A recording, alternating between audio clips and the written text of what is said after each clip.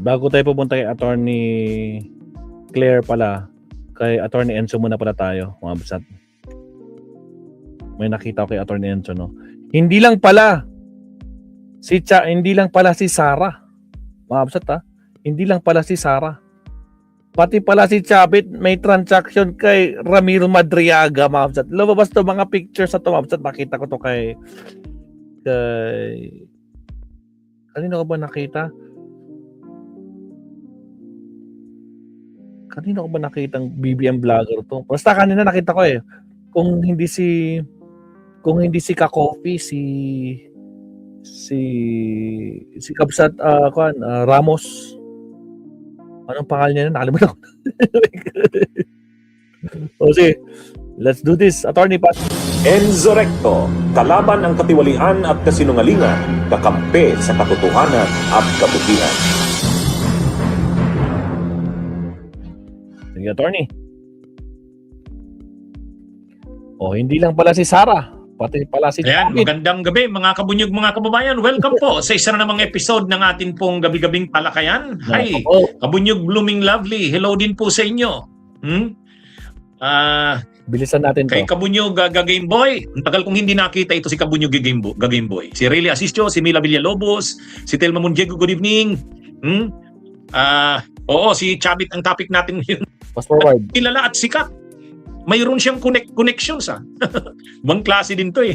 Kaya talagang pag sinalang itong si Madriaga, pag sinalang itong si Madriaga doon sa Quadcom 2.0, yung iimbestigahan si Sarah, ay mukhang grabe ang ano nito. Pasabog. Tingnan nyo, oh. May mga pictures na kasama niya si Chavit Singson, no? Oh, hindi naman pwede ang ganyang mga pictures na basta lang 'yan. Kahit ako hindi ako makapapicture ng ganyan kay Chavit. Ibig sabihin, Kumakain pa kung sila. yung mga pictures ni Madriaga kay Sarah, kasi dinideny ni Sarah, hindi niya daw yan kilala. Pero siya yung founder ng isip, Tama. yung Inday Sara is my president movement. Kasi dati, ang plano talaga ni Sarah, tatakbong president. Ngayon, sinabihan itong si Madriaga na magbuo ng machinery, parallel. Kaya ang binuo niya, ang binuo nitong grupo ay, ang pangalan ay Isip, Inday Sara is my president. Ngayon, ang nakalagay doon, founder siya, itong si Madriaga. Kaya lang, dinideny ni Sarah. Hindi niya daw yung kilala, yung Madriaga na yan, sino ba yan? Tapos ngayon, mainit ang issue kay Chavit. Lumabas naman ngayon itong picture na ito ni Chavit kasama si Madriaga. Hindi lang pala si Sarah, pati pala si Chavit nagka-transaction kay Madriaga. Ay matindi pala talaga to, Tight talaga. At siguro ngayon, lalo na itong si Chavit ay nagwa-warning sa Malacanang, lulusubin niya daw. Lulusubin niya daw ang Malacanang. Sabi ni Chavit, one time, big time. Biglang lumabas tong picture na to. Paano? Kung maglabas na naman ng sinumpaang salaysay si Madriaga na yung mga transactions naman ni Chavit, mga illegal na transactions. Matindi ito, mga kabunyog, mga kababayan. Nako po, malaking problema na naman ni Sabit sa Sabit yan, Atty. Itong mga paninira kay Madriaga, ako inuulit ko. Shout out, Glorious Ulano, Ito, hindi ko kilala itong si Madriaga, hindi ko mabavouch na yan ay mapagkakatiwalaan. Hindi ko mabavouch na yan nga ba ay totoo yung kanyang mga sinasabi. Pero pagdating sa connections, ibang klase itong tao na to. Ibang klase itong connection itong tao May to. resibo, Atty. Nakita nyo naman yung mga pictures kay Sara Duterte. Tapos tinon over pa sa kanya ni Sara yung bandila. Pagkagaling ni Sara ng Mindanao, Visayas, pagtawid sa Allen, papunta ng Matnog, sa Matnog naghihintay na yung grupo ni Madriaga. Sila yung sumalubong. Tapos binigay ni Sara yung bandila. Sabi niya, Sir Ram, ibig sabihin Ramil. Ang tawag niya, Sir Ramil. Kung yan ay simpleng tagasunod lang, sasabihin mo, Ramil, halika. Ganun yun eh. Pero yun, Sir Ram, ibig sabihin, Sir ang tawag. Ngayon naman, may mga pictures naman si Madriaga, kasama naman si Chavit. Hindi yan Yang ganyan tingnan nyo yung nila. Ibig sabihin, may ito.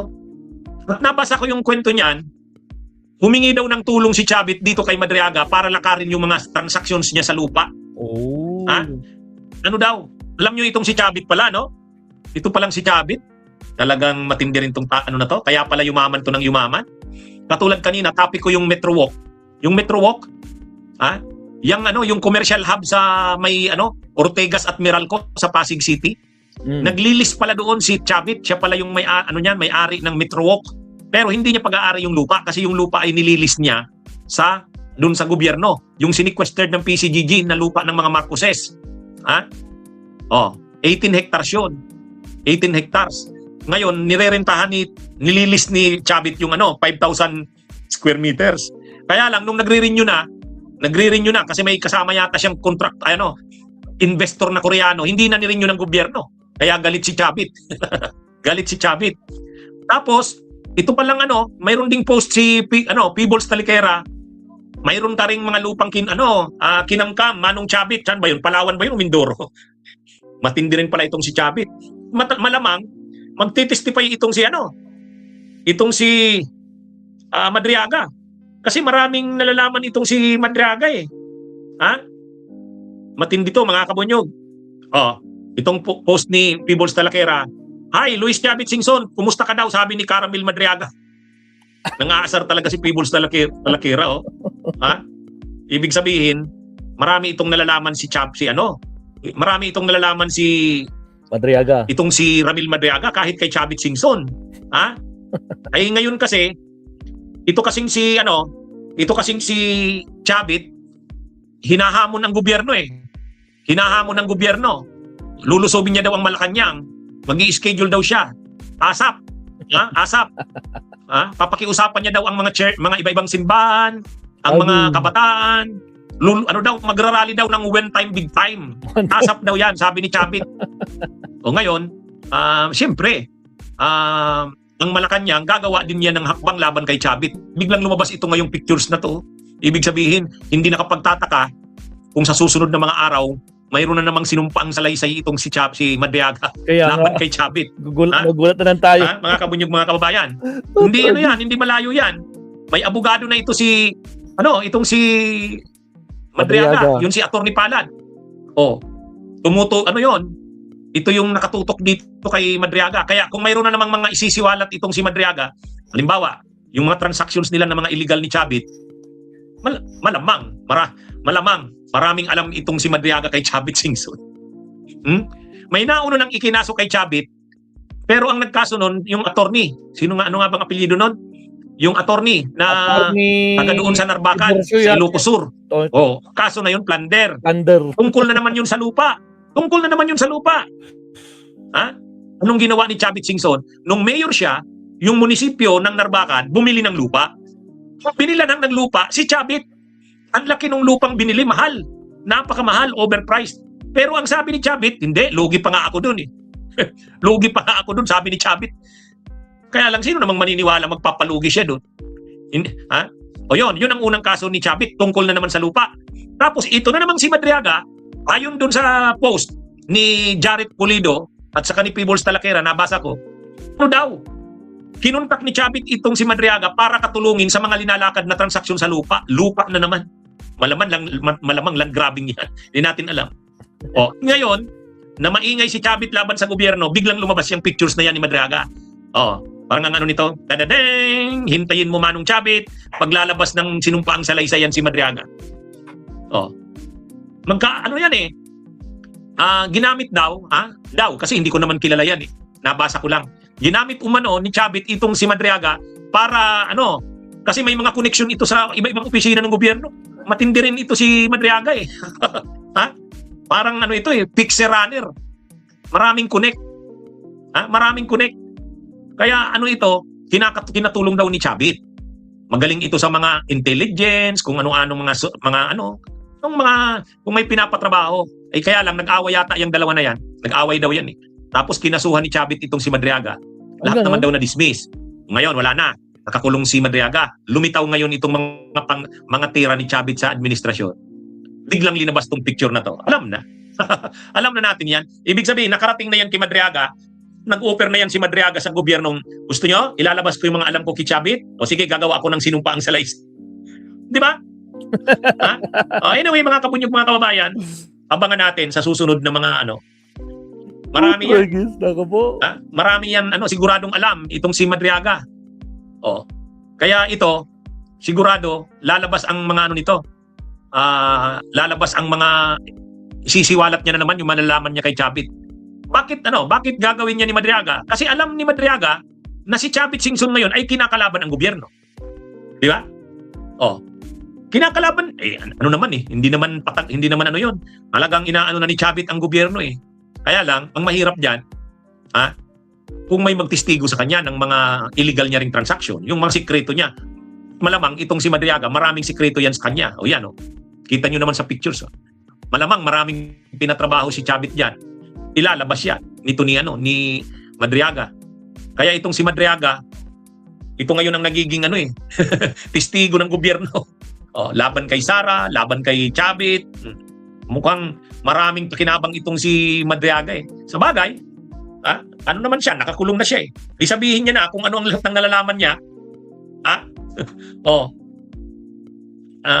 Mga kabunyog, mga kababayan. Kaya itong si Chavit, nanghahamon si Chavit sa gobyerno. Sabi niya, lulusubin niya na ang Malacanang, one time, big time. Ang problema kay Chavit, marami rin niyang nakatagong mga sikreto. Si Peebles Talakira nga, inahamon si Manong Chavit eh. Sabi niya, Manong Chavit, gusto mo magkita tayo? Dalhin mo yung na yan, titulo mo ng Metro Walk. Ako din, dadalhin ko rin. I-expose kita. Alam nyo, matitindi rin itong mga tulad nitong mga taon, itong sila Peebles Talakira, nanghahamon eh. Ako, hindi ko kaya yan. Hindi ko kaya yan. Pasensya na. Pero itong mga ito, si Madriaga, si Peebles Talakira, talagang ito, imposible yan na walang makuhang baho. Pero nanghahamon din si Chavit eh. Sabi niya, kasuhan nyo na ako, ikulong nyo na ako. Di ba? Ikulong nyo na ako kung gusto nyo. Pero sa totoo lang, kung ang kaso lang naman kasi inciting to sedition, sabi kasi ni Yussi Claire Castro, yung sinabi daw ni Chavit na lulusubin ng Malacanang, one time, big time na rally, sabi ni Yussi Claire Castro, inciting to sedition daw yun. Dapat kung kakasuhan nila si Chavit, yung non-bailable. Kasi kung kakasuhan mo lang naman yan ng inciting to sedition, kung piyansa doon 48,000, pagtatawanan lang yan ni Chavit. Di ba? Hanapan nila si Chavit ng nung talagang siya. Sabi na naman ni Mara Balsi, paulit-ulit na-discuss mo na yan. Hindi. Kanina, ang diniscuss ko, yung tungkol doon sa Metro Walk. Ito, ang dinidiscuss ko ngayon, si Madriaga at si Chavit. Di ba? Iba naman kanina. Anyway, mga kabunyog, mga kababayan, mamaya, after siguro mga 30 minutes, hintayin nyo ako. Meron pa akong isang topic. Last na yon, mamaya, bago tayo matulog. Meron pa akong isang topic. Mga kabunyog, mga kababayan, abangan natin to. Ako, ang tingin ko, mayroong pasabog itong si Madriaga tungkol kay Chavit Singson. Abangan nyo. Ano sa tingin nyo? Tama kaya tayo? Okay, magandang araw mga kabunyog, mga kababayan. Mabuhay po tayo. Ano isang topic na sabi ni attorney dito? Wait lang bago tayo lumipat. Check ko lang guys